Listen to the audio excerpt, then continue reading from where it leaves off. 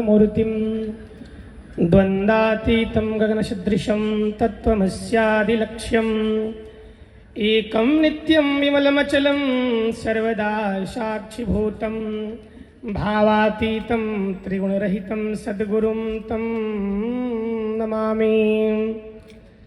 सभी विद्वत चरणों में प्रणमामि करते हुए और जो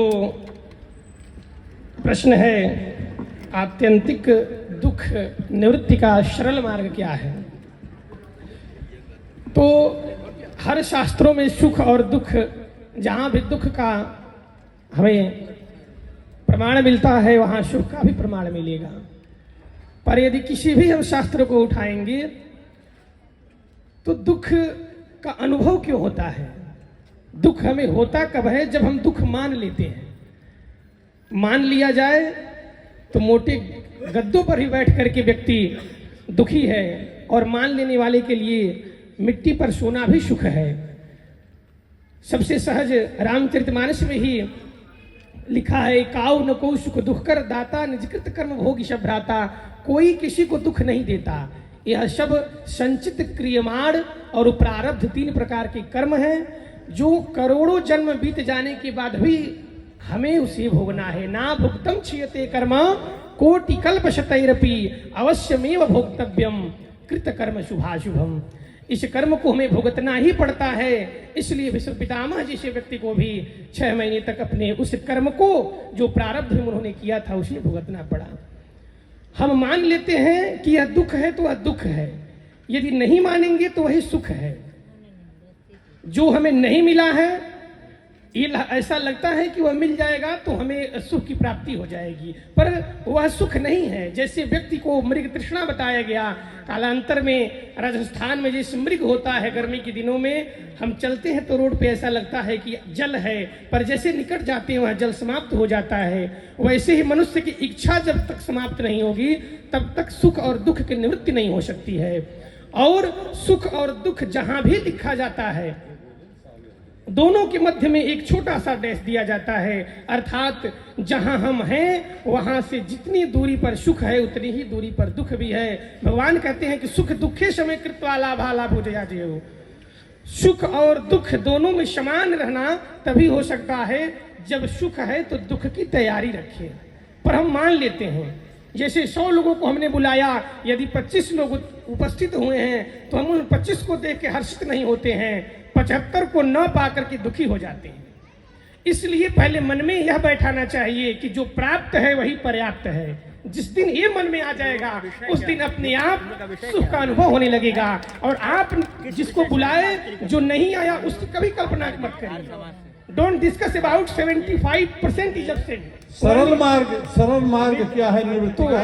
सबसे पहले सरल मार्ग यह है, आशा ही परमम दुख नैराश्या परमम सुख। भागवत कहता है कोई भी आशा मत करिए, जीवन में किसी से कभी दुखी हो ही नहीं सकते हैं, और आशा कर लेंगे तो दुखी हो ही जाना है एक दिन आपको। इस मार्ग को कौन सा मार्ग कहें? इसको ज्ञान मार्ग कहेंगे और सबसे सरल मार्ग कहेंगे।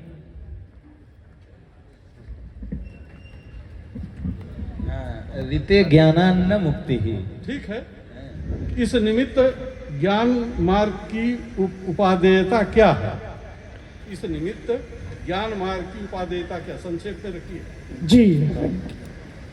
हमें यह ज्ञान हो कि हमारे पास जो प्राप्त हमें मिला है यह भी हमारा नहीं है, यह हमारा एक ज्ञान है जो हम उसे, और वह भी ऐसा ज्ञान है जो कहीं न कहीं सही ज्ञान नहीं है। यदि यथार्थ का ज्ञान है तो जो हमें मिला है वो कभी दुख हो ही नहीं सकता, क्योंकि दुख और सुख तो मन का भ्रम है। वास्तविक में तो न सुख है न दुख है।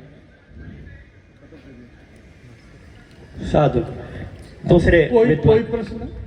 अन्य कोई दूसरे विद्वान को भी अवसर थोड़ा दिया जाए।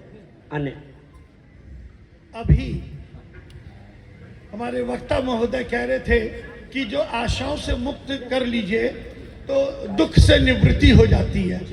तो अब आप बताइए, मैं आशा करता हूं कि मुझे परमात्मा को प्राप्त करना है, उसके आनंद को प्राप्त करना है, तो क्या करें, इस आशा को त्याग दूं? जी बिल्कुल, यह तो संभव नहीं है। तो इसलिए जो आत्यंतिक दुख की निवृत्ति है वो परमपिता परमात्मा के चरणों में बैठने की है। जैसे संसाधन और साधन दोनों में अंतर है। हम संसाधनों से सुख की प्राप्ति करते हैं और भगवान से प्राप्ति में आनंद की अनुभूति होती है और सुख की प्राप्ति होती है, और आनंद सुख दोनों अलग है। भगवत प्राप्ति या परमानंद का विषय है, वहां जाने के बाद सुख दुख कहाँ रहा। महोदय, ये जो आत्यंतिक जो सुख है इसी को आनंद कहते हैं।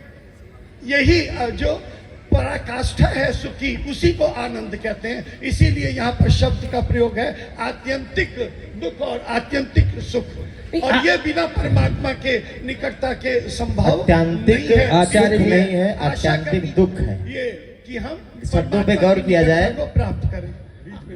आचार्य जी, निरालंब उपनिषद में कहा गया है सांसारिक विषय वासनाओं का चिंतन ही दुख है, और इनके निवृत्ति के बाद ही आत्यंतिक दुख की समाप्ति कहा गया है। सुनाम इंद्रियादिक खा कहते हैं इंद्री को। जी जी। इंद्रियों के भोग के लिए जो जो पदार्थ संग्रहित किए जाए, उनका चिंतन किया जाए, ये दुख उनको का प्राप्त किया जाए, ये सुख है। वो न मिले तो दुख। और जो आत्यंतिक सुख है वो यह है कि इंद्रियों के भोगों से विलग होकर ईश्वर की प्राप्ति के लिए जो प्रयत्न किए जाएं, वे सब आत्यंतिक सुख नहीं, प्राप्ति है। प्राप्ति।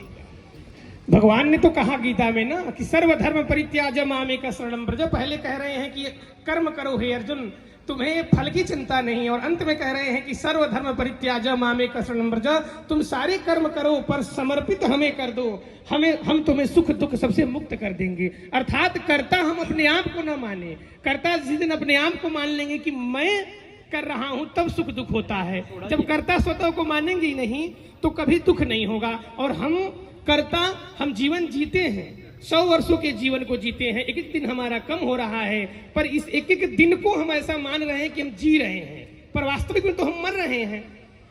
तो हम तो कहीं ना कहीं प्रतिदिन सो रहे हैं तो मर रहे हैं, तो हमारे दुखों की निवृत्ति बढ़ रही है, और इसे हम सुख की प्राप्ति समझते हैं। इसलिए कहीं ना कहीं हम प्रतिदिन मर रहे हैं। हम प्रतिदिन एक नया सोने के बाद हम नया जन्म में ही प्रवेश करते हैं कि एक दिन परमात्मा ने हमें दिया। यदि श्वास हमारा होता तो हम अपने हिसाब से श्वास लेते। जब श्वास भी लेना पड़ता है, क्योंकि परमात्मा इसी से सिद्ध हो गया कि यह परमात्मा का दिया है। तो जब दूसरे के दिए पर हम अधिकार जमा लिए हैं तो सुख तो कभी जीवन सपने में नहीं हो सकता है। Because every morning will be born after a temporary. प्रतिदिन हम लोग का एक नया जन्म होता है क्षणिक मृत्यु के बाद। इसलिए जो प्राप्त है उसको पर्याप्त मान के ईश्वर को समर्पित कर दें। एक प्रश्न करना चाहता हूँ। अवश्य। ये अभी आपने कहा सर्वान धर्मान परित्यज्य, जी, इसको संधि विग्रह करके बताइए क्या होता है। इसका अर्थ यहाँ अर्थ छोड़िए, यहाँ विषय व्याकरण का नहीं है। विग्रह नहीं होगा तब तक अर्थ कैसे होगा। सर्वे अधर्मान परित्यज्य, सर्वान अधर्मान है ये। सर जो आपका ईश्वर से विमुख जितने भी धर्म है वो अधर्म है, और ईश्वर के प्रति जो कर्म है वो धर्म है। अष्टाध्यायी के 6ठे अध्याय के प्रथम पाद का 91वां सूत्र है एंगी परम मुखम। इसके आधार पर जब आप इसको तोड़ेंगे तो ये बनेगा सर्वान अधर्मान। आप ये कैसे कह सकते हैं कि कृष्ण जी कहेंगे कि सारे धर्मों को छोड़ दो? वो कहते हैं सर्वमान अधर्मान परित्यज्य, अधर्मान ही। हाँ, अधर्मों को छोड़ करके कर्म को तो हम कर्म भी तो समर्पित भगवान को ही करते हैं। कहते हैं ना अनेन कृतार्थेन कर्मणा परमेश्वर, जो भी हमने किया वो कर्म किम अकर्मेति कवयो अप्यत्र मोहिता के अनुसार कर्म क्या है, कर्म अकर्म क्या है। तो यहाँ पर लिखा गया कि इंद्रियेभ्यः परम ह्यर्थः अर्थेभ्यश्च परम मनः मनसस्तु परा बुद्धिरात्मा महान परः। तो यह आत्मा की तरफ जो कर्म किया जाए, अंतर्मुख की तरफ किया जाए, विषय वासनाओं से निवृत्ति के लिए किया जाए, वही कर्म है, और वही आत्यंतिक दुख निवृत्ति का कारण बनेगा, और वही उसी से सुख की आत्यंतिक सुख की प्राप्ति होगी। अभी समय है 4 मिनट। अभी श्रोताओं से भी प्रश्न अपेक्षित है। विद्वान तो यहाँ पर है ही है, परस्पर शास्त्रार्थ करेंगे ही। जिज्ञासा श्रोताओं से भी आना चाहिए। अभी 4 मिनट है। इन 2 नेत्रों से हम जो भी देख रहे हैं सब दुख का कारण है। कहीं न कहीं संसाधनों से तो हमें सुख कभी जीवन में प्राप्त नहीं हो सकता, क्योंकि उसकी इच्छाएं कभी मर नहीं सकती। ये गलत विषय। ठीक है, इंद्रिय बहुत बहुत नेत्र से जो देखेंगे साधुवाद। जो भी प्रश्न किए जाएं उनका शास्त्रीय आधार होना चाहिए। यहाँ पर कोई वाक द्वंद्व नहीं हो रहा है कि हम संधि विग्रह करें, पाठ भेद प्राप्त होते हैं, ये दूसरा विषय बन जाएगा कि सर्वान धर्मान परित्यज्य में धर्मान है, सर्वान अधर्मान है, या सर्वान धर्मान है, ये दूसरा विषय होता है। इसमें बहुत सारे पाठ भेद लिखते हैं, उस पर न जाकर के अपने विषय के उपयोग बात करें, अन्यथा मत कीजिए। इसलिए मैं कह रहा हूँ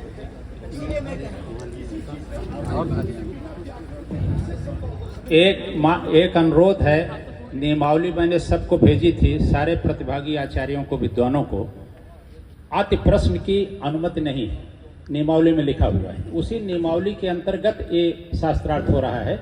वक्ता से एक बार प्रश्नकर्ता प्रश्न कर सकेगा। अगर उसके उत्तर से संतुष्ट नहीं है प्रश्नकर्ता, तो दोबारा उसी विषय पर प्रश्न करने की अनुमति नहीं है। मैं अनुरोध करता हूं कि इस नियम का ध्यान रखा जाए, अन्यथा ये शास्त्रार्थ वाद के बजाय जल्प की तरफ जाएगा और जल्प से आगे वितंड की तरफ, इलइस्टिमेट डिबेट की तरफ चला जाएगा। बैड डिबेट, इलइस्टिमेट डिबेट, इसके लिए शास्त्रार्थ में स्थान नहीं होता है। ये शास्त्रीय निर्देश है और इस नियमावली में भी ये अपेक्षा की गई है कि प्रश्नकर्ता वक्ता से एक बार प्रश्न होगा, उसके उत्तर से हम नहीं संतुष्ट है तो हमको अधिकार नहीं कि हम दोबारा प्रश्न करें। आगे अग्रिम प्रश्न। नवधा भक्ति क्या है